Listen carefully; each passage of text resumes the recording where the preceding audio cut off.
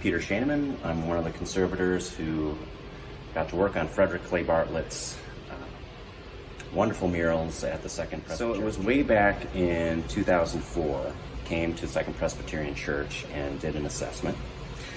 And at that time, the murals were incredibly dark. There was a lot of water damage that we could see occurring in the plaster. Some of the canvas was coming undone, detaching from the wall. And so we fast forward to 2019, and we're very excited to actually get to do some hands-on work to help save these important murals.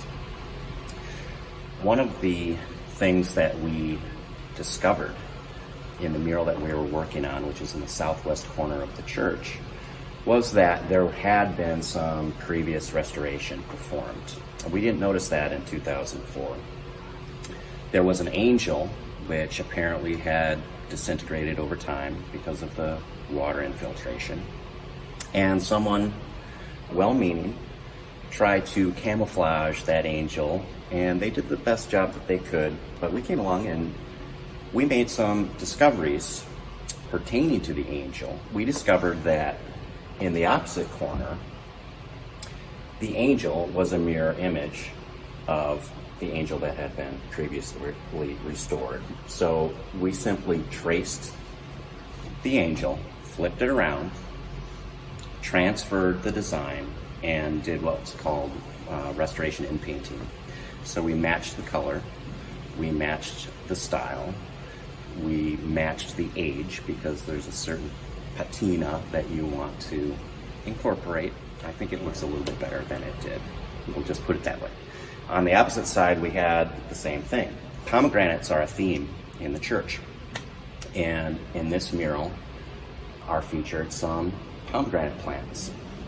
Again, the corner had undergone some damage, and someone, probably a volunteer who meant well, kind of repainted the pomegranates, but they didn't follow Bartlett's design. So again, we took the design that was on the right, flipped it over, it lined up perfectly.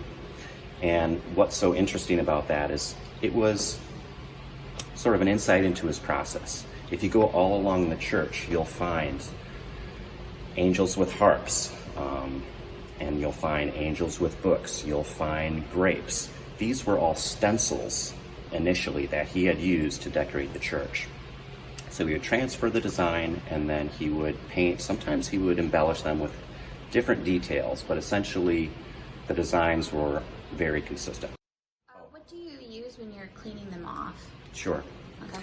So essentially these murals hadn't been touched for over 100 years. And the type of dirt that accumulates over that amount of time is very small. It's less than a micron. That's a little bit in the weeds, but it's important because that small of a contaminant actually bonds chemically with the paint. We had to be very specific in how to remove that dirt. In other words, there's no amount of scrubbing that would remove that dirt. You have to use chemistry. So we designed a chelate, which is a type of cleaning agent that goes in, if you will, and like a magnet attracts the salts on the paint layer that have the chemically bonded dirt. Through chemistry, we're able to reverse that bond, or rather sweep the salts, and you have this beautiful colors that haven't been revealed in almost 120 years. And then after you sweep all that away, that's when you go in and do the painting? Yes. After it's cleaned, what we like to do is put a preservation varnish on the mural, and that acts as an isolating layer for any sort of cosmetic corrections that we have to do. And in the case where paint chips have fallen off, or if there's a little abrasion, and in some cases major water damage, that's an ethical layer that allows us to do our compensations without actually touching the original work. And everything that we use, all the materials, are 100% reversible. That's one of the tenets of good conservation, is that everything needs to be reversible. And then to finish it off, do you put something else on top of once you do the varnish, then you do your work, and then you put something else on top of that? Yes, very good question. So the materials that we use, they do work with the varnish. They, if you will, they melt with the varnish, but sometimes we like to do a final spray varnish, and we'll apply the preservation varnish with high performance HVLP spray gun, if you will. Evens out the luster, evens out the work that we did, and gives everything a uniform sheen. When you talked about patina, how does that process work? Like, how do you get it to like age so it looks overall like the same as the rest of it? Well, you know, conservation is a blend of different things. I mean, there's chemistry, but there's also some studio element to it. So you have to be practiced and skilled with your tricks, if you will, to apply color in a way that looks like its age. So we use different methods depending on the area that you're trying to match. We'll use thin glazes. We'll use our brush and speckle the paint in a way that will seem like texture even though it's not. All of this is in the conservator's bag of tricks, if you will, to camouflage the damage. And you know, we have to do this very precisely. We don't want to cover any of the original work, but at the same time we don't want any damage that we correct to be too distracting, if that makes any sense. It does. And when you did the angel face, what was your favorite part about kind of like being able to age it, patina it, kind of like make it so it was the other one? Well, my favorite part is that Bartlett had done the work for us.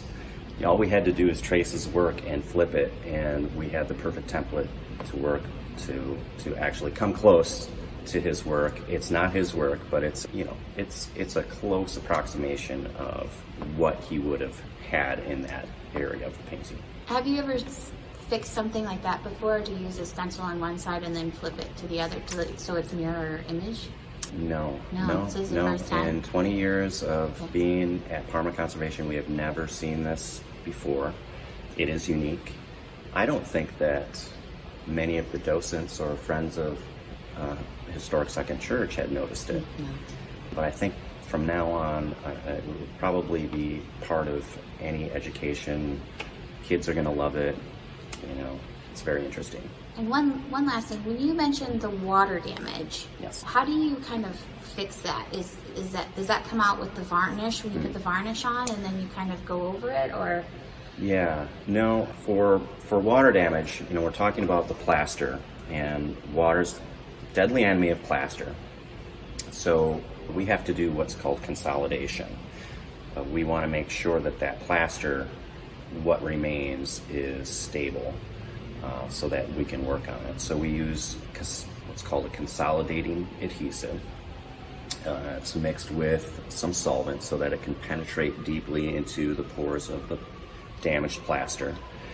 And once that's stable, we can add new compensating material on top of it. We don't use actual plaster, but we use a product which is, again, 100% reversible. It's called Modo Stuc. It's made in Italy, and it's a specific wall conservation compensating material that's like plaster, but it is reversible. You have to be careful using materials. Again, in conservation, you cannot use just the same materials that the artist used necessarily, because you can actually do irreversible damage that way. Okay. Is there anything else you wanted to add? No, it's been a privilege and an honor, and we hope that everyone enjoys it. All right.